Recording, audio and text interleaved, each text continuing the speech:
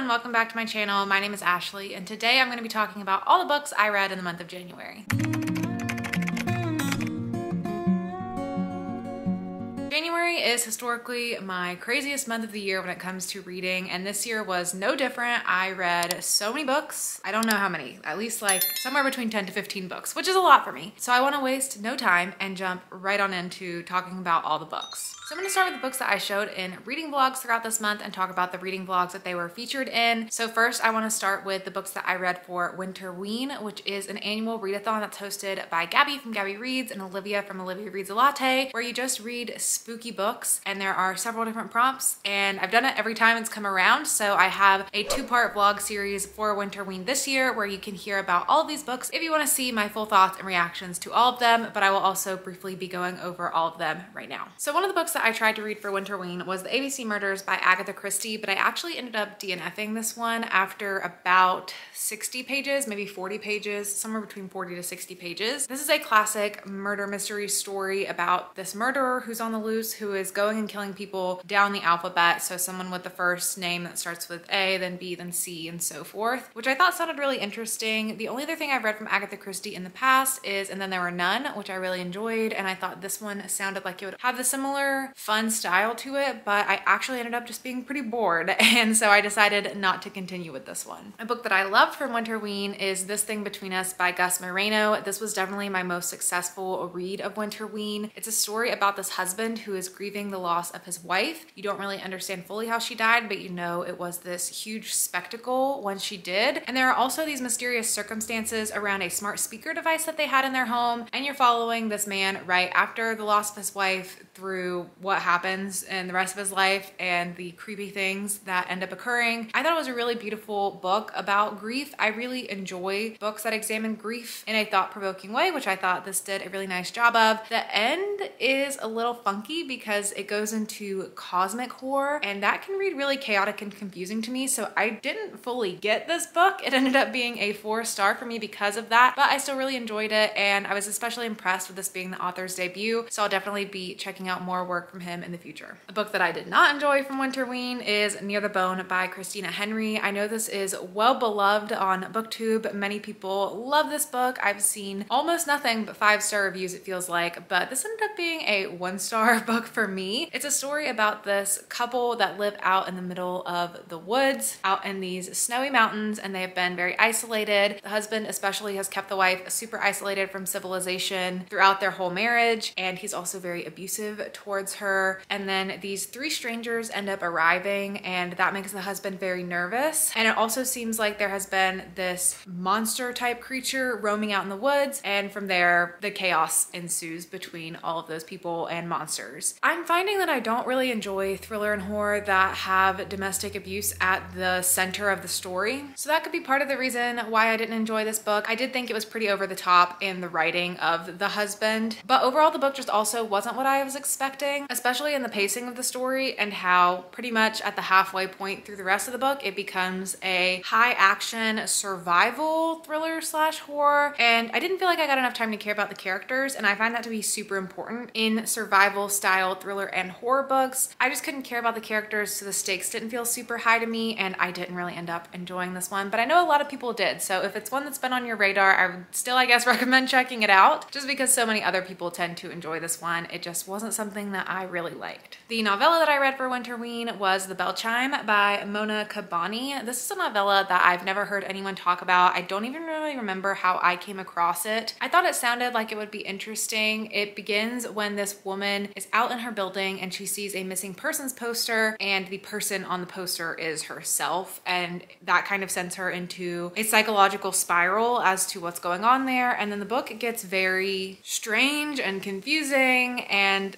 a little bit sci-fi, and I wasn't really following it. I feel like it tried to do too much in too few pages, and it was just a little all over the place, so it only ended up being a 2-star for me. Another book I read was The 22 Murders of Madison May by Max Berry. I've read from this author before, but it was honestly like 8 to 10 years ago the last time I read a book from him, but I really remembered enjoying that book quite a bit, so I was excited for his new book, and this one sounded really compelling. It is a sci-fi thriller that follows the murders of this woman named Madison May, who in different different dimensions, she keeps getting murdered by the same person, and a journalist catches on to what's going on and pretty much chases the killer through different dimensions to try to figure out why they're murdering Madison May and how to stop it. While this book sounded really interesting and while it had a really amazing first chapter, the rest of the book didn't really do it for me. It really ended up being pretty heavy on the action and the sci-fi elements and not as heavy on having an actual mystery to follow throughout the story, which is what I was hoping it would have, is more like thrillery mystery elements, but it really just ended up being kind of a sci-fi with a lot of action, and I didn't really get super invested in the characters. I also found the way that the author wrote the character Madison May, who keeps getting murdered, to be a little strange in the way that she was characterized, even in all the different dimensions, and I talk more about that in the Winterween vlog, so if you're curious about that, you can hear me ramble on a little bit more about this book there, but overall it ended up only being a 2-star for me. And then the last book that I fully read for Winterween is They Never Learn by Lane Fargo. This is a booktube darling. It has gotten so much hype and so much praise, and so I really thought it would be a 4 or 5-star thriller, but it only ended up being a 3-star for me. I don't know what happened, but it just did not give me the same kind of experience that it gives so many other people. So similar to Near the Bone, I would say if this is one that you are interested in reading, I wouldn't necessarily not recommend it just because I didn't enjoy it, but maybe don't get your expectations up so high in case you have a similar experience to me. The way I hear people talk about this book all the time is that the plot twist midway through is so amazing and so mind-blowing and so crazy, but what happened for me in the book is I picked up on it in the first like 10 pages and I thought you were supposed to pick up on that. I didn't know that was going to be the twist. I thought that was pretty blatantly obvious in the way that the story was written, but I've also read this twist many times, and because so many people said that the plot twist was so mind-blowing, I thought surely this isn't the plot twist. Surely this is just obviously the way it's written and something crazy must be happening. So I didn't get that crazy fun experience with this book because it didn't really shock or surprise me. I forgot to say what this book is about. If you don't know, somehow it follows this woman who is a professor at a school and she kills men at the campus, like bad men who are abusing or assaulting women or the girls on the campus. And I feel like a lot of people also really love that element of the story, but it also just wasn't like my most favorite topic to read either. So overall it was just okay for me and it ended up being a 3-star. I also started another book during Winterween, and that is Cultish, but I actually ended up finishing this much later in the month. I didn't read it all in my Winterween vlogs, but I'm trying to do a challenge this year where I read at least one nonfiction book a month. So this was the nonfiction book that I decided to pick up for January. It is written by a linguist and it examines the language around cult-like groups, and it goes into several different types of cult-like groups. So it looks at MLMs and religious cults like the Jim Jones stuff, boutique fitness, and some stuff around startups and influencers and other little tangents that it ends up going on. I thought overall this was a really cool concept. I think the writer is obviously very smart and knows what they're talking about, but overall I didn't find it incredibly enjoyable, and I ended up giving it a 3-star rating. One issue I had is I felt like it was very surface level, covering a lot of different topics, and I felt myself wanting to keep going deeper on everything we were talking about. So I think I personally would have enjoyed more depth to the topics and less of just like an overall view of a lot of different patterns in society. That's obviously what the book was trying to accomplish, so I don't think that's a fault in the book. It's more in just my enjoyment level of the book. And then the other thing is I didn't find it incredibly enticing to read. It was a little bit dry, and I personally prefer my nonfiction to be a little bit more narrative and to sound a little bit more like a podcast or like you're talking to a friend, and this was a little bit more like a research paper or a textbook. It wasn't a book that I picked up and wanted to read for hours. I would read a little bit at a time, and I really stretched out over the entire month really because I just didn't want to read a lot of it all at once. So those were my 2 main complaints with it, but I will say I still got interesting nuggets of information from this book, and it did make me think about things differently. What I particularly enjoyed is that this book really examines language around cult-like groups. So it's not this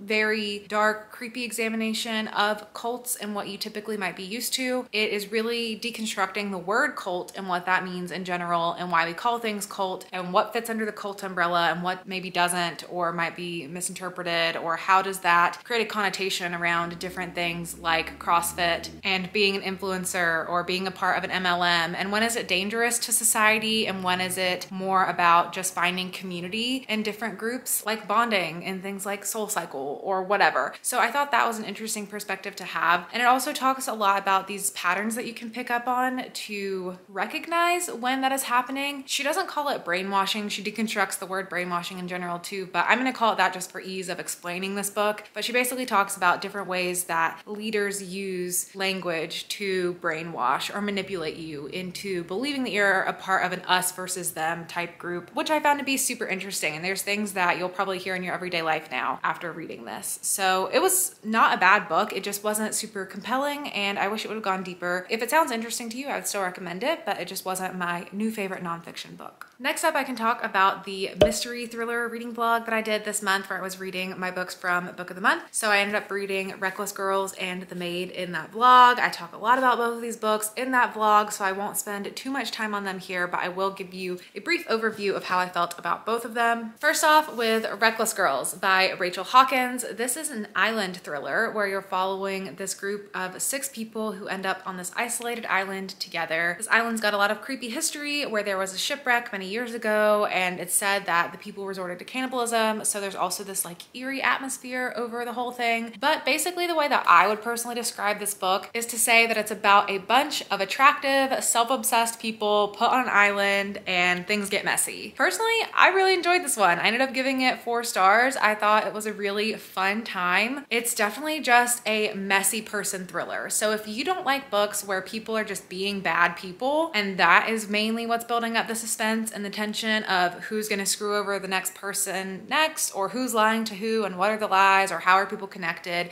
this is very much a person-focused thriller rather than really focusing on the eerie, isolated atmosphere. I would say that's just the backdrop, and it does add some suspense and some tension in some parts relating to certain people on the island. But overall, it's kind of like watching a reality TV show where you just throw a bunch of hot people on an island and see what happens. I personally really enjoy thrillers like that. It also kind of reminds me of Every Value Break by Peter Swanson in that way, which I loved, but so many other people didn't. So I think this is going to be one that many people probably won't enjoy just based off of the reaction to that book and some early reviews that I've been seeing of this one, but I thought it was a ton of fun. I think it's a really good summer read too. So if you maybe want to save it for warmer weather, then I would also say that it's probably a good idea, but I definitely would recommend this one. And then the other book I read in that video is The Maid by Nita Prose. This is a story where you're following this maid named Molly who works at this really upscale hotel. One day as she's cleaning a room, she realizes the man in the room has been murdered, and then she ends up looking like a suspect in the murder, and she ends up getting involved with other people in the hotel to try to solve who did murder the person and clear her name. Molly is an interesting character. She is naive and not socially aware of things that are going on. So this has been described as a clue-like locked room murder mystery book. I thought it was going to be really focused on the mystery and have some heartwarming, heartfelt moments to it as well. I knew it was going to be a bit of a cozier mystery, but this book didn't really read much like a mystery to me at all. It read more just like a literary fiction because the circumstances of what happens and Molly's personality, she is in the middle of a murder mystery, but as the reader, I don't feel like you're really in the middle of a murder mystery because, at least for me, I thought it was pretty obvious and supposed to be laid out who the bad people are, and the whole book is building this sort of dramatic irony in that you know what's going on, but Molly doesn't, and you're watching Molly try to navigate what's happening, and you're seeing people manipulate Molly, and you're getting nervous for Molly being put in bad situations, but you pretty much know what's going on the whole time. And then there are some twists right at the very end that I did find interesting, but for the most part, it was more of just a literary fiction, in my opinion. And so it was a little bit disappointing because that was not what I was expecting in the story.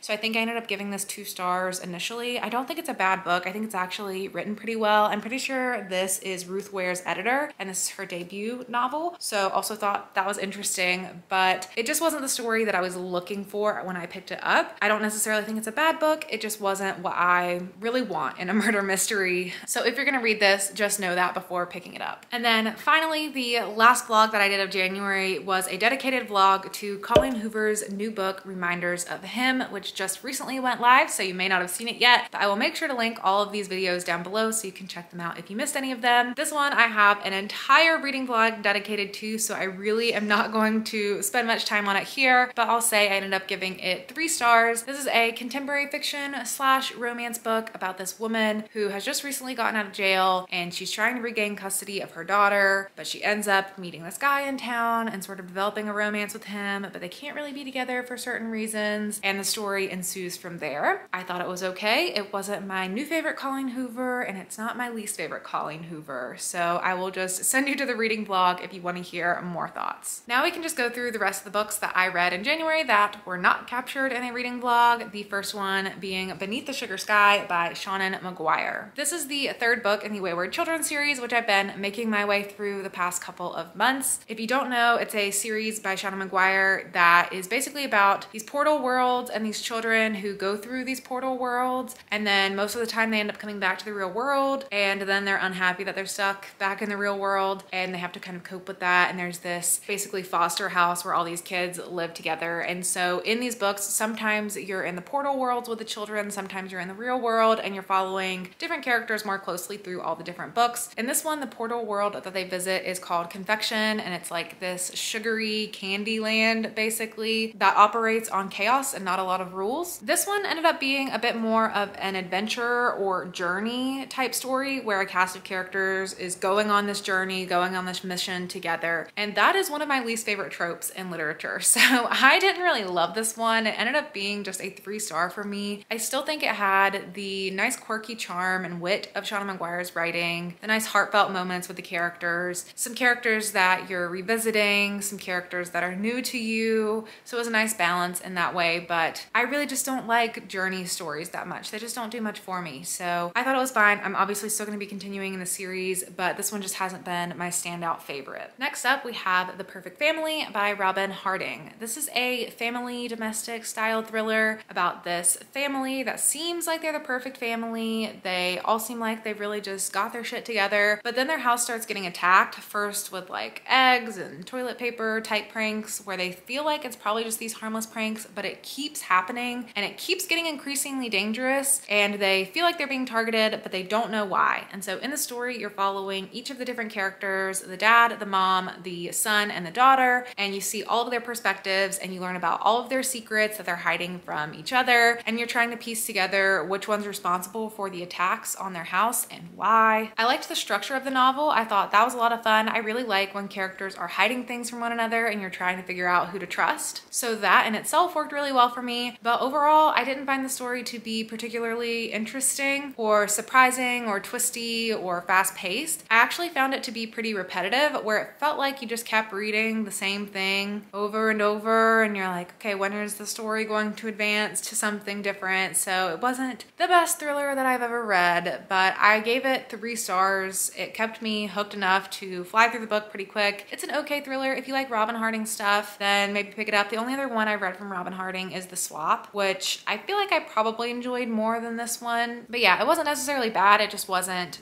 incredible. And then we have my highlight of the month, which was The Burning Girls by CJ Tudor. This is the first book that I read this year, and it was a 5-star. I loved it so much. I'm so glad I started my year with this book. This is a thriller book that has some kind of horror elements in it as well, where you're following this female vicar who is moving to this new small town to work at that parish. She's bringing her teenage daughter with her as well, and this town has some dark history to it. Hundreds of years ago, women were hung at the stake here. Several years ago, these 2 teenage girls went missing and the case is still unsolved. And then most recently, the last vicar of the parish ended up hanging himself in the church. The main character that you're following in this story, Jack, also has some secrets and a dark history of her own, and you're watching her come into this town and start to unravel the pieces of the mystery while also unraveling things about her. I found this to just be so good. I absolutely loved it. It was my first book from CJ Tudor, so I had no idea what to expect, but I just thought it was so fun. It was so well written and twisty, and I loved following both the mother and the teenage daughter. That's a trope I tend to enjoy a lot, is watching a family move to a new area together, and then you have this like inner and outer story going on at the same time. I really enjoyed that in the Book of Accidents by Chuck Wendig as well. So yeah, I really love this. I highly recommend it, and I'm definitely going to be checking out more from CJ Tudor in the future. And then finally, I'm also reading What Lies Between Us by John Mars this month. Today is currently the 30th, so I still have today and tomorrow to finish it, but I haven't yet. I really have only just gotten started in the first 50 pages, but I'm trying to do the Buzzwordathon challenge every month, and in January the challenge is W words, like who, what, when, where, why, and so I'm using what in the title for the buzzword. I was going to try to read Where the Forest Meets the Stars by Glenn D. Vanderaa for this prompt, and I even took it with me on an airplane when I was traveling this month, but I read the first chapter and it just didn't seem like a book I was going to enjoy. I'm not in the mood for the fluffy, lighthearted, heartwarming things right now, and that's what that book seemed like. So my backup plan was this twisty thriller from John Mars, where you're following these two women, Nina and Maggie, and when the story begins, you don't really know what their deal is, but they both live in this house together. It seems like one is keeping the other captive, and you don't really know why, and you are just unfolding the secrets of their past together to figure out what has gotten them to this point. So far, I'm really enjoying it.